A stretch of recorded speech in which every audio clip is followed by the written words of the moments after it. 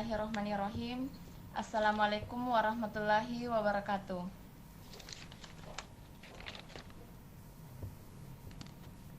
Waalaikumsalam Waalaikumsalam warahmatullahi warahmatullahi wabarakatuh. wabarakatuh. Oke, eh, selamat malam, salam sejahtera untuk kita semua. Yang saya hormati Bapak Ibu Guru yang menyempatkan hadir pada webinar malam hari ini, yang bersedia meluangkan waktunya untuk melaksanakan salah satu tugas saya dalam rangka sebagai calon guru penggerak Angkatan 5 Kota Makassar. Dan puji dan syukur tak lupa pula kita kirimkan kepada atas kehadirat Allah Subhanahu wa taala yang telah memberikan kita kesempatan dan kesehatan sehingga bisa berkumpul dalam acara webinar ini. Serta salawat dan salam tak lupa pula kita kirimkan atas junjungan Nabiullah Muhammad sallallahu alaihi wasallam. Allahumma shalli ala sayyidina. Mudah-mudahan kegiatan pada malam hari ini dapat bernilai ibadah.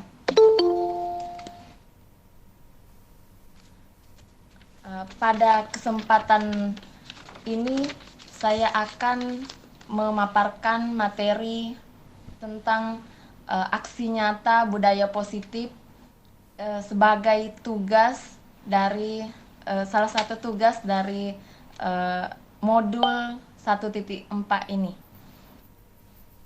Mungkin Bu Ria minta tolong untuk di-share materinya. Iya, tunggu. Iya, tunggu, Bu.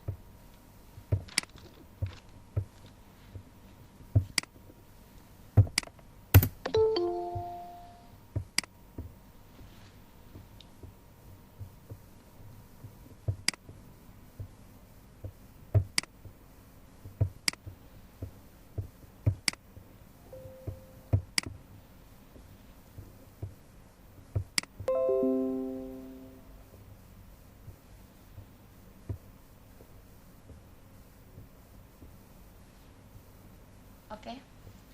Aksi nyata budaya positif modul 1.4 yang mana sebagai tugas terakhir dari modul 1 ini. Next.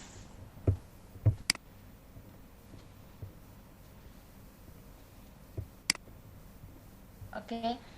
Arti budaya menurut Kuncaningrat, kebudayaan dengan kata dasar budaya berasal dari bahasa dasar Sanskerta budaya, yaitu bentuk jamak dari budi yang berarti budi atau akal.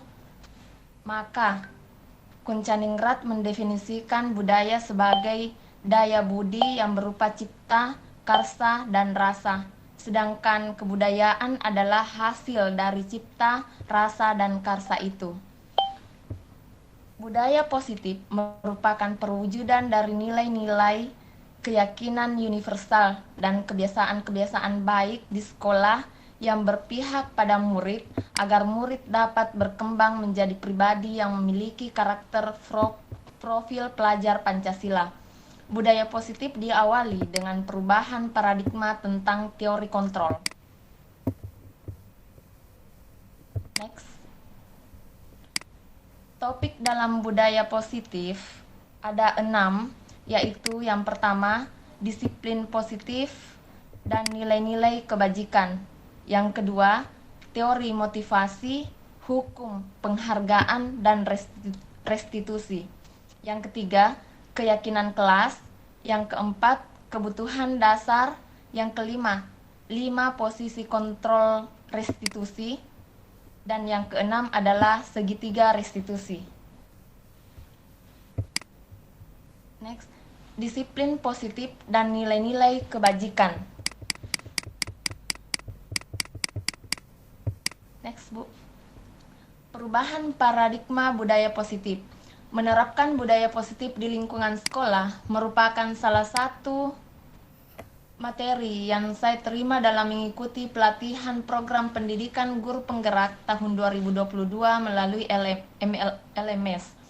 Sebagai insan pendidik, menerapkan budaya positif di lingkungan sekolah diawali dari diri sendiri. Untuk bisa menumbuh kembangkan budaya positif, membutuhkan dukungan dari berbagai pihak. Menjalin kolaborasi tidak hanya dari pihak dalam sekolah, tetapi butuh perhatian dan sentuhan dari pihak luar agar bersama dapat menumbuhkan dan mengembangkan budaya positif sebagai kegiatan perilaku baik yang dapat dilaksanakan oleh semua warga sekolah sebagai pembiasaan untuk membentuk karakter positif. Ibarat pohon sebagai perlambang menanamkan benih karakter baik dalam lingkungan sekolah, dan guru sebagai petani menyiapkan lahan yang baik dan memberinya pupuk dengan nilai budi pekerti. Bersama dengan semua unsur pendidikan, merawat pohon karakter budaya positif menjadi pohon yang kuat. Berawal dari mimpi murid, kita dapat tumbuh kembangkan menjadi sebuah pohon kekuatan karakter sebagai dasar, akar kuat dari nilai-nilai positif, baik yang berasal dari nilai intrinsik maupun nilai ekstrinsik. Apakah makna disiplin? Berasal dari bahasa Latin disciplina yang artinya belajar. Makna asal dari kata ini berkonotasi dengan disiplin diri dari murid-murid Socrates atau Plato. Disiplin diri membuat orang menggali potensinya menuju sebuah tujuan apa yang dia hargai. Namun, dalam budaya kita, makna kata positif telah berubah menjadi sesuatu yang dilakukan seseorang pada orang lain untuk mendapatkan kebutuhan. Kecenderungan umum adalah menghubungkan kata disiplin dengan ketidaknyamanan, bukan dengan apa yang kita hargai atau pencapaian suatu tujuan. Mulai tujuan disiplin positif adalah menanamkan motivasi intrinsik pada murid untuk menjadi orang yang mereka inginkan dan menghargai diri sendiri dengan nilai-nilai yang mereka percaya. Nilai-nilai kebajikan universal. Nilai-nilai kebajikan adalah sifat-sifat positif manusia yang merupakan tujuan mulia yang ingin dicapai setiap individu. Nilai-nilai tersebut bersifat universal dan lintas bahasa, suku, bangsa, agama, maupun latar belakang. Setiap perilaku atau perbuatan memiliki suatu tujuan. Dengan mengaitkan nilai-nilai kebajikan yang diyakini seseorang, maka motivasi intrinsiknya akan terbangun. Nilai-nilai kebajikan yang ingin dicapai oleh setiap anak Indonesia kita kenal dengan istilah profil pelajar Pancasila, yaitu beriman dan bertakwa kepada Tuhan Yang Maha Esa dan berakhlak mulia, mandiri, bernalar kritis, berkebinekaan global, bergotong royong, serta kreatif. Teori motivasi, hukum, penghargaan, dan restitusi, yang mana di situ terdapat motivasi perilaku manusia menurut Jan Gosen 2004. Yang pertama, untuk menghindari ketidaknyamanan hukuman, apa yang terjadi apabila saya tidak melakukannya. Itu masuk ke dalam motivasi eksternal. Untuk mendapatkan imbalan dari orang lain atau institusi, apa yang akan saya dapatkan apabila saya melakukannya. Untuk menghargai diri sendiri dengan nilai-nilai yang dipercaya, saya akan menjadi orang yang seperti apabila saya melakukannya. Itu motivasi internal tujuan disiplin positif. Keyakinan kelas. Keyakinan kelas terdapat peraturan atau bukan, kalau di istilah dalam guru penggerak itu tidak ada peraturan kelas, tapi kita lebih mengenalnya dengan istilah keyakinan kelas. Mengapa keyakinan kelas? Karena suatu keyakinan akan lebih memotivasi seseorang diri dalam atau memotivasi secara intrinsik. Seseorang akan lebih tergerak dan bersemangat untuk menjalankan keyakinannya daripada hanya sekedar mengikuti serangkaian peraturan tertulis tanpa makna. Mengapa kita memiliki peraturan harus menggunakan helm bila mengendarai kendaraan roda 2? Mengapa kita memiliki peraturan 3M? Menggunakan masker, mencuci tangan, menjaga jarak 1,5 meter. Mengapa kita memiliki peraturan harus datang tepat waktu pada saat mengikuti pelatihan? Untuk mendukung motivasi intrinsik, kembali ke nilai-nilai keyakinan-keyakinan lebih menggerakkan seseorang dibandingkan mengikuti serangkaian peraturan-peraturan. Pembentukan keyakinan kelas. Keyakinan kelas bersifat lebih abstrak daripada peraturan yang lebih rinci dan konkret. Keyakinan kelas berupa pernyataan-pernyataan yang universal. Pernyataan keyakinan kelas senantiasa dibuat dalam bentuk positif. Keyakinan kelas hendaknya tidak terlalu banyak sehingga mudah diingat dan dipahami oleh semua warga kelas. Semua warga kelas hendaknya ikut berkontribusi dalam pembentukan keyakinan kelas melalui diskusi, bersedia meninjau kembali keyakinan kelas dari waktu ke waktu. Oke, peraturan selalu kembalikan buku pada tempatnya, dilarang mengganggu orang lain, hadir tepat waktu di sekolah, dilarang melakukan kekerasan, dilarang menggunakan narkoba, budayakan antri, gunakan masker. Itu semua terdapat nilai kebajikan yang dituju. Ada tanggung jawab, menghormati orang lain, berkomitmen, keselamatan, menghormati orang lain, kesehatan, serta keselamatan yang itu. Next.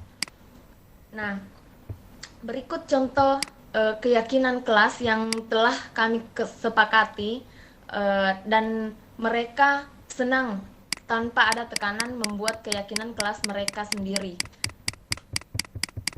Next, kebutuhan dasar. Nah, kebutuhan dasar manusia, terdapat 5 kebutuhan dasar manusia. Yang pertama yaitu kebutuhan bertahan hidup atau survival. Yang kedua, kebutuhan kasih sayang atau rasa diterima, love and belonging. Yang ketiga, penguasaan atau power. Yang keempat, kebebasan atau freedom. Yang kelima adalah kesenangan atau fun. 5 posisi kontrol. Posisi kontrol yang pertama yaitu penghukum, yang kedua pembuat rasa bersalah, yang ketiga teman, yang keempat pemantau, dan yang kelima itu manajer. Nah, yang pertama mengenai penghukum. Seorang penghukum biasanya menggunakan hukuman fisik maupun verbal. Orang-orang yang menjalankan posisi penghukum senantiasa mengatakan bahwa sekolah memerlukan sistem atau alat yang dapat lebih menekan murid-murid lebih dalam lagi.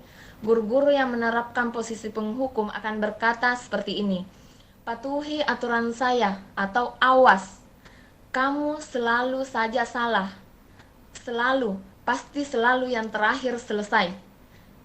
Guru seperti ini senantiasa percaya hanya ada satu cara agar pembelajaran bisa berhasil, yaitu dengan caranya sendiri. Pembuat orang merasa bersalah. Nah, pada posisi ini biasanya guru akan bersuara lebih lembut. Pembuat orang merasa bersalah akan menggunakan keheningan yang membuat orang lain merasa tidak nyaman atau bersalah atau rendah diri. Kata-kata yang keluar lembut akan seperti ini: ibu sangat kecewa sekali dengan kamu. Berapa kali bapak harus memberitahu kamu ya? Gimana coba kalau orang tua kamu tahu kamu berbuat begitu? Di posisi ini, murid akan memiliki penilaian diri yang buruk tentang diri mereka. Murid merasa tidak berharga dan telah mengecewakan orang-orang yang disayanginya.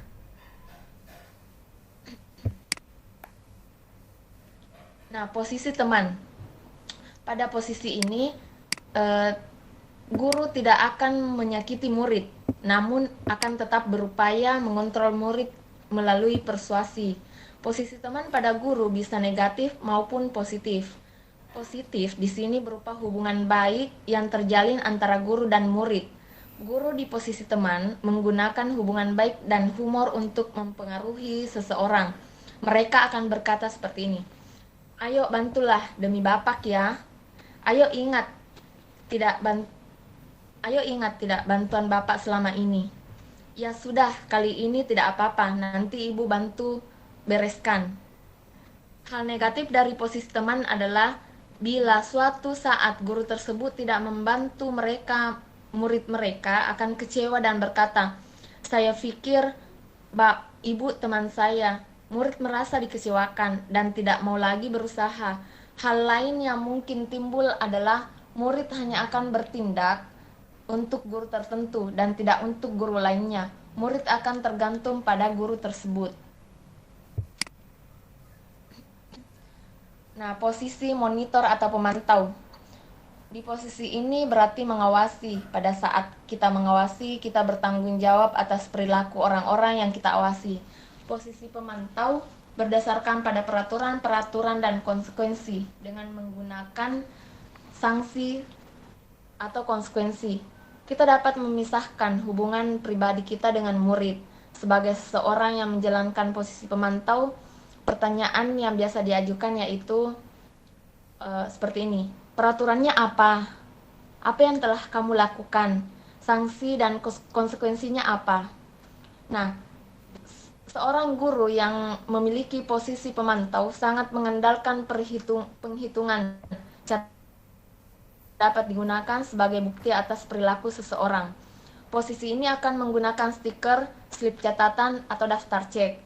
Posisi monitor sendiri berawal dari teori stimulus respon yang menunjukkan tanggung jawab guru dalam mengontrol murid.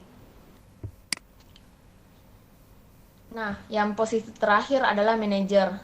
Posisi ini di mana guru berbuat sesuatu bersama dengan murid, mempersilahkan murid mempertanggungjawabkan perilakunya, mendukung murid agar dapat menemukan solusi atas permasalahannya sendiri. Seorang manajer telah memiliki keterampilan di posisi teman maupun pemantau, dan dengan demikian bisa jadi di waktu-waktu tertentu kembali kepada kedua posisi tersebut bila diperlukan. Namun bila kita menginginkan murid-murid kita menjadi manusia yang merdeka, mandiri, dan bertanggung jawab, maka kita perlu mengacu kepada restitusi yang dapat menjadikan murid kita seorang manajer bagi dirinya sendiri maupun kebutuhan orang lain. Di sini penekanan bukan pada kemampuan membuat konsekuensi, namun dapat berkolaborasi dengan murid bagaimana memperbaiki kesalahan yang ada. Seorang manajer akan berkata, "Apa yang kita yakini? Apakah kamu meyakininya? Jika kamu meyakininya, apakah kamu bersedia memperbaikinya? Jika kamu memperbaiki ini, hal ini menunjukkan apa tentang dirimu? Apa rencana kamu untuk memperbaiki hal ini?" Tugas seorang manajer bukan mengatur perilaku seseorang. Kita membimbing murid untuk dapat mengatur dirinya. Seorang manajer bukannya memisahkan murid dari kelompoknya, tapi mengembalikan murid tersebut ke kelompoknya dengan lebih baik dan kuat. 6. Segitiga restitusi. Apakah itu segitiga restitusi? Restitusi adalah proses menciptakan kondisi bagi murid untuk memperbaiki kesalahan mereka, sehingga mereka bisa kembali pada kelompok mereka dengan karakter yang lebih kuat. 9 ciri restitusi. Yang pertama, bukan untuk menebus kesalahan, namun untuk belajar dari kesalahan. Yang kedua, memperbaiki hubungan. Yang ketiga, tawaran bukan paksaan. Yang keempat, restitusi menuntun untuk melihat ke dalam diri. Yang kelima, restitusi mencari kebutuhan dasar yang mendasari tindakan. Yang keenam, restitusi diri adalah cara yang paling baik. Yang ketujuh, restitusi fokus pada karakter bukan tindakan. Yang kedelapan, restitusi fokus pada solusi. Yang kesembilan, restitusi mengembalikan murid yang berbuat salah kepada kelompoknya. Nah, berikut bagan 3 sisi restitusi. Yang pertama, menstabilkan identitas. Yang kedua, validasi tindakan yang salah. Dan yang ketiga, menanyakan keyakinan. Menstabilkan identitas di sini biasanya seperti ini. Berbuat salah itu tidak apa-apa. Tidak ada manusia yang sempurna. Saya juga pernah melakukan kesalahan seperti itu. Kita bisa menyelesaikan ini. Bapak atau Ibu tidak tertarik mencari siapa yang salah, tapi Bapak ingin mencari solusi dari permasalahan ini. Kamu berhak merasa begitu. Apakah kamu sedang menjadi teman yang baik buat dirimu sendiri? Ini menstabilkan identitas ini membuat anak yang merasa gagal karena melakukan kesalahan menjadi positif terhadap dirinya sendiri. Membantu murid untuk mengenali basic atau kebutuhan dasar yang ingin dipenuhinya ketika melaksanakan kesalahan. Validasi tindakan yang salah ada yang pertama, padahal bisa melakukan yang lebih buruk dari ini ya. Kamu pasti punya alasan mengapa melakukan hal ini. Kamu pasti bangga pada dirimu sendiri karena kamu telah melindungi sesuatu yang penting buatmu. Kamu boleh mempertahankan sifat itu, tapi kamu harus menambahkan sikap yang baru. Next.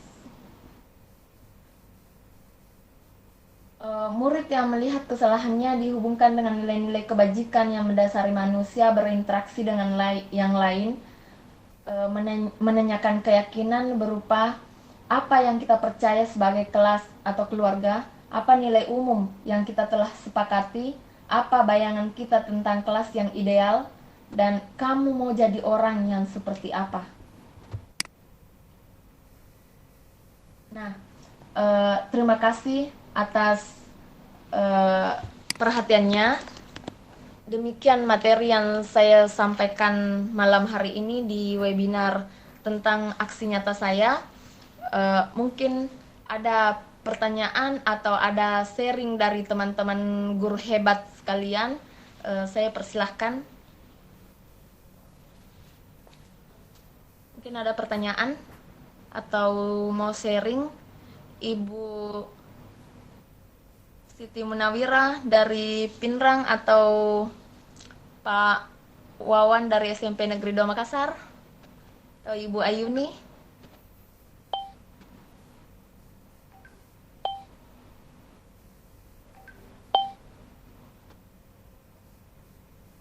Halo, ada yang mau ditanyakan atau mau sharing?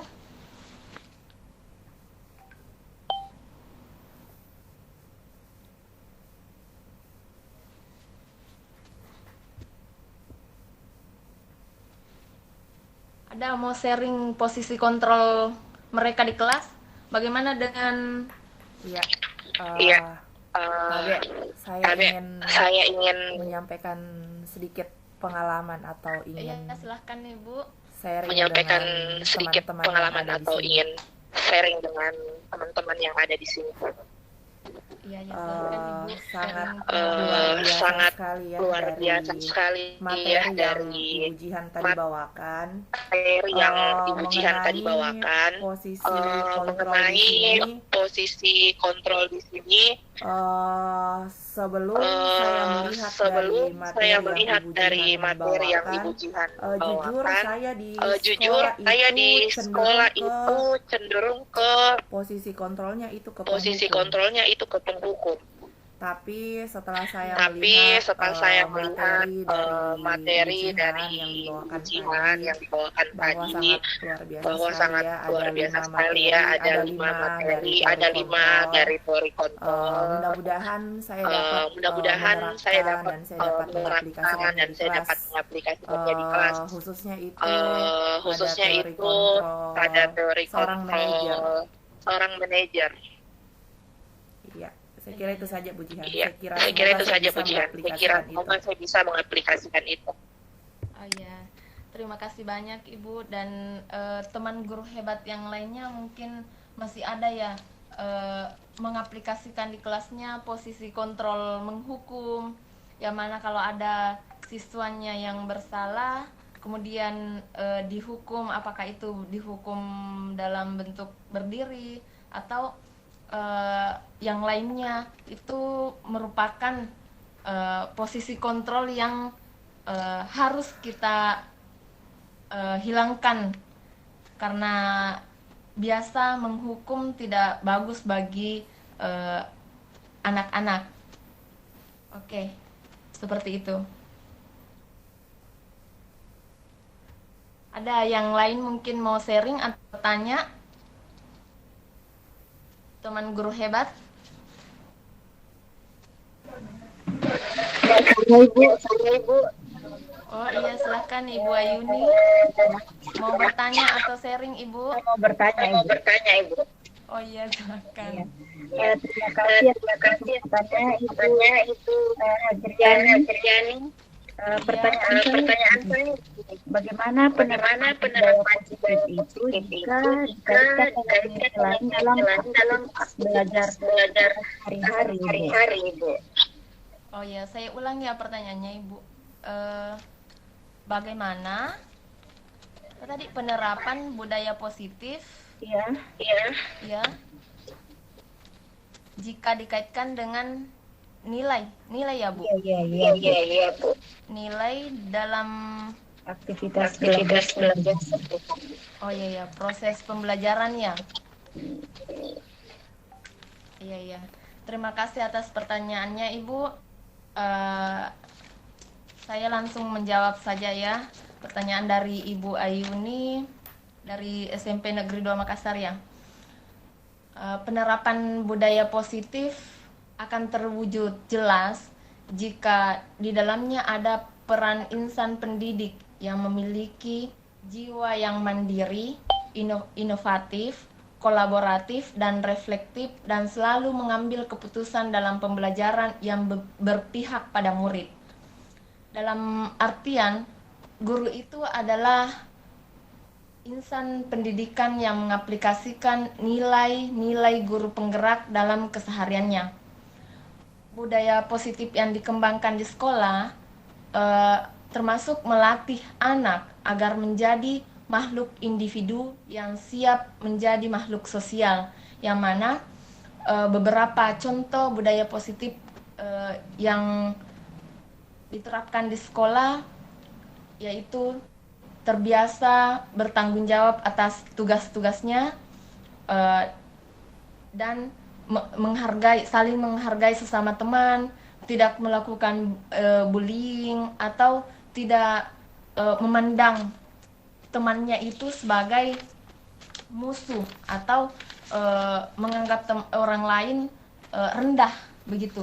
Jadi ketika mengaplikasikan budaya positif dan dengan mengaitkan nilai dari guru, nilai dan peran guru penggerak di sini, mungkin kita sebagai warga atau orang Makassar yang mana kental dengan budaya tabeknya, yang mana ada kita kenal juga 3S, salam, sapa, senyum ya. Jadi penerapan di lingkungan sehari-hari atau saat pembelajaran, minimal siswa itu ketika masuk di dalam kelas ataupun mau bertanya atau apa itu harus dengan sesuai norma-norma atau budaya-budaya positif yang kita biasakan, pembiasaan budaya positif yang telah kita lakukan dan itu dikembangkan atau diterapkan dalam setiap pembelajaran, seperti itu Ibu. Bagaimana Ibu Ayuni? Ya, luar biasa. Ibu, terima kasih untuk penjelasannya dari pertanyaan saya. Iya Ibu. Terima kasih atas pertanyaannya juga, dan semoga Bapak Ibu guru hebat yang lain bisa menerapkan budaya positif di kelas, di lingkungan sekolah maupun di lingkungan masyarakat, sehingga kita bisa melakukan pembiasaan yang mengarah ke arah yang lebih baik dan yang positif. Terima kasih.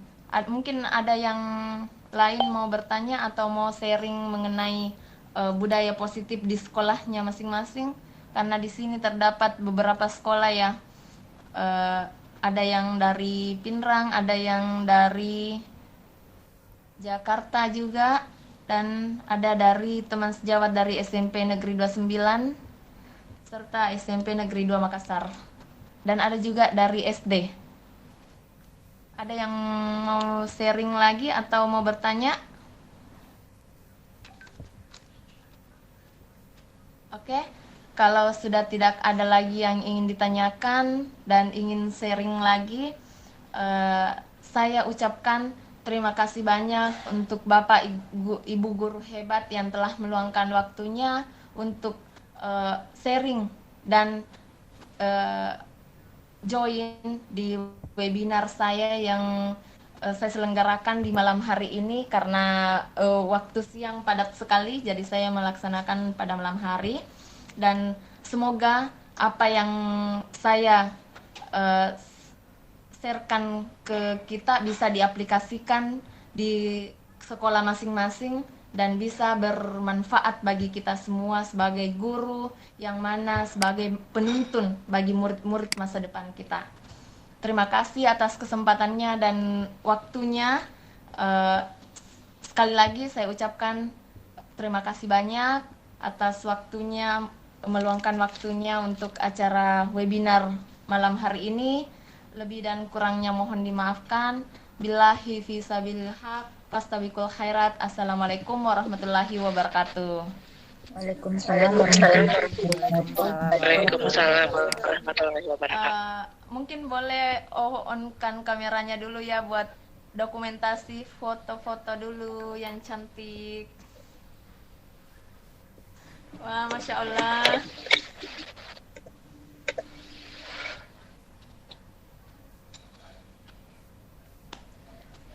Yang belum pakai hijab mungkin ditunggu ya pakai hijabnya. Bagi akhwat, kalau ikhwan enggak jadi Pak Wawan. Ya, Masya Allah, Ukti Nur Faiza, apa kabar Jakarta?